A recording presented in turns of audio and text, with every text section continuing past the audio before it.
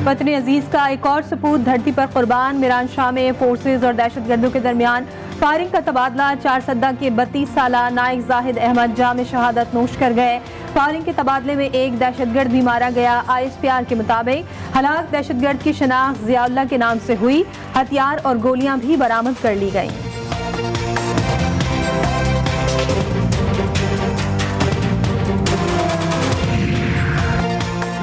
आमिर लियाकत हुसैन की मौत की तहकीकात से मुतालिक अदालत का बड़ा फैसला। कराची की मकामी अदालत ने मारूफ एंकर की पोस्टमार्टम कराने से मुतालिक दायर दरख्वास्त मंजूर कर ली।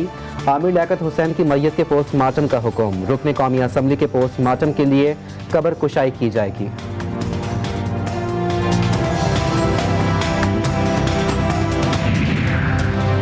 कराची में खातून पुलिस एहलकार और उसके भाई पर तेजाब से हमले का मुकदमा डकैती की दफात के तहत दर्ज।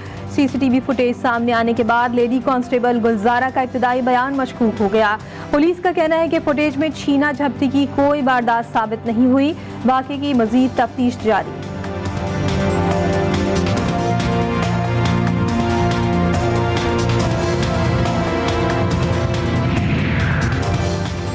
तखर में कच्चे के इलाके शाहबैलो में महर और जतोई बरादरी के दरमियान तसादुम। फायरिंग के नतीजे में 2 अफराद जाँ बहक, 3 जख्मी। जाँ बहक होने वाले इस्लाम जतोई की 5 रोज कबल शादी हुई थी। झगड़े के बाद सूरत हाल ताहाल कशीदा। पुलिस की भारी नफरी ने इलाके को घेरे में ले लिया।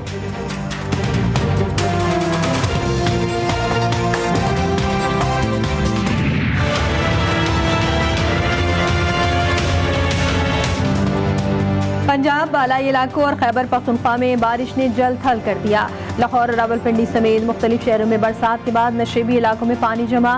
फैसलाबाद और जहानिया में छत गिरने के वाक़यात में माँ बेटी समेत 3 अफराद जाँ बहक। बारिश बरसाने वाला सिस्टम बलूचिस्तान में भी दाखिल। PDMA की जानिब से अर्बन फ्लडिंग का अलर्ट जारी।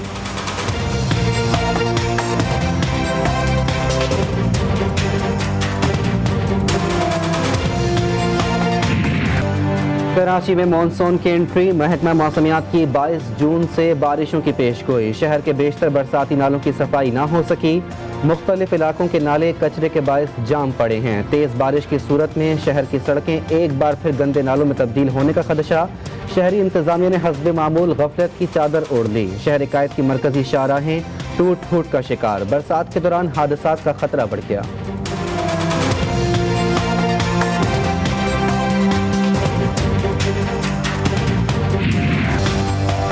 लाहौर में गुज़िश्ता रोज होने वाली बारिश से मौसम खुशगवार। दर्जे हरारत में नुमाया कमी। शहर में बरसने वाली अब्र रहमत शहरियों के लिए जहमत बन गई। चंद घंटों की बारिश ने इंतजामिया के दावों की कलई खोल दी। मुख्तलिफ शाहराहों पर घुटनों घुटनों पानी खड़ा होने से निज़ाम जिंदगी बुरी तरह मुतासिर। ट्रैफिक की रवानी मुतासिर।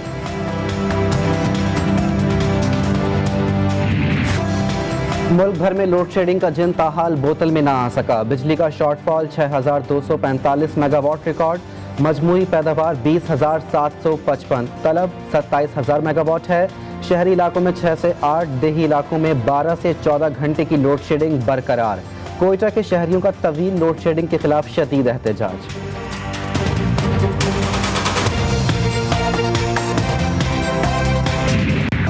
पाकिस्तान की फतह वाइट लिस्ट में वापसी की राह हमवार होने पर मुबारकबाद। वजीर आजम शहबाज शरीफ कहते हैं अल्हम्दुलिल्लाह वाइट लिस्ट की तरफ वापसी बड़ी कामयाबी है।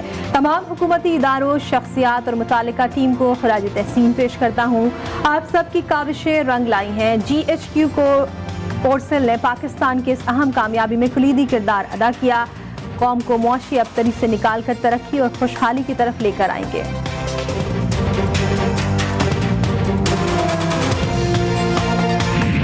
As a result of this, what we consider to be no less than a Herculean feat and a remarkable achievement, FATF has now authorized an on-site visit of its technical team to Pakistan to validate the process of implementation of reforms.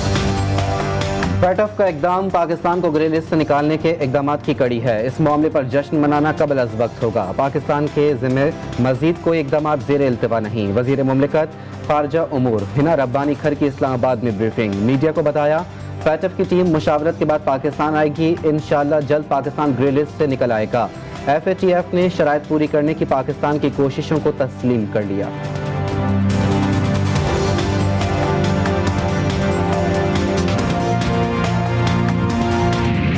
के लिए ये खुशी और मुसर्रत की बात है कि अब हम 34 में से 34 निकात के ऊपर पूरा उतरे हैं।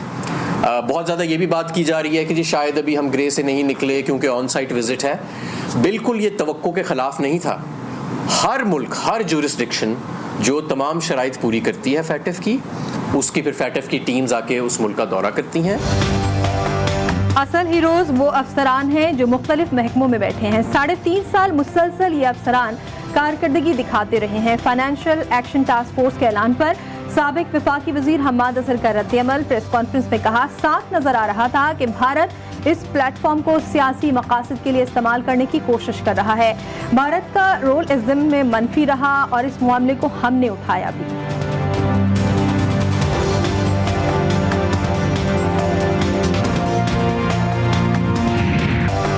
शहरी हो जाएं होशियार, बिजली का एक और झटका लगने को है तैयार। सेंट्रल पावर परचेजिंग एजेंसी ने बिजली की कीमत में इजाफे की दरख्वास्त कर दी। मई की माहाना फ्यूल प्राइस एडजस्टमेंट कीमत में 7 रुपये 96 पैसे इजाफा मुतवक्के। नेपरा 27 जून को CPPA की दरख्वास्त पर समाअत करेगा। मंजूरी की सूरत में सारिफीन पर 113 अरब रुपए से जायद का इजाफी बोझ पड़ेगा।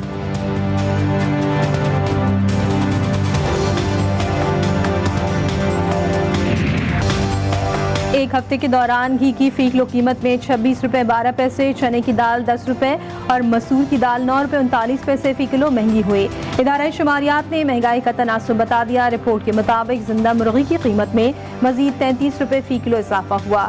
सब्जियों की कीमत में इजाफा रिकॉर्ड किया गया। फल फ्रूट भी मजीद महंगे हो गए।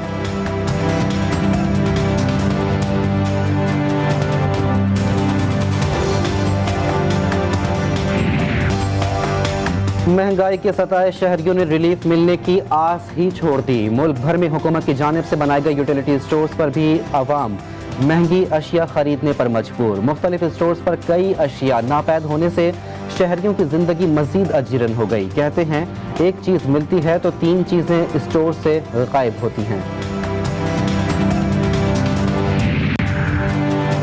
कौमी वुमेन टीम के लिए स्ट्रेंथ एंड कंडीशनिंग कोच की तलाश। पाकिस्तान क्रिकेट बोर्ड ने कोच के लिए इश्तिहार जारी कर दिया। स्ट्रेंथ एंड कंडीशनिंग कोच की तकर्रुरी का मकसद वुमेन क्रिकेटर्स की फिजिकल फिटनेस को बेहतर बनाना है। ख्वाहिशमंद 4 जुलाई तक दरख्वास्त जमा करा सकते हैं।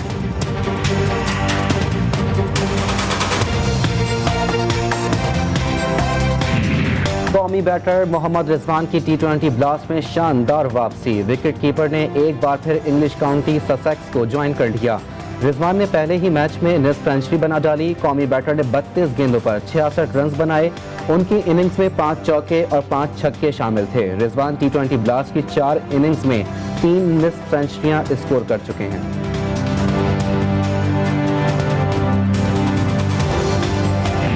और भारतीय सुरमाओं को याद हो या ना याद हो, कौमी टीम को चैंपियंस ट्रॉफी जीते 5 बरस मुकम्मल। साबिक कप्तान सरफराज अहमद कहते हैं चैंपियंस ट्रॉफी के हवाले से बहुत ज्यादा यादें हैं। भारत के खिलाफ कामयाबी से बहुत हौसला मिला।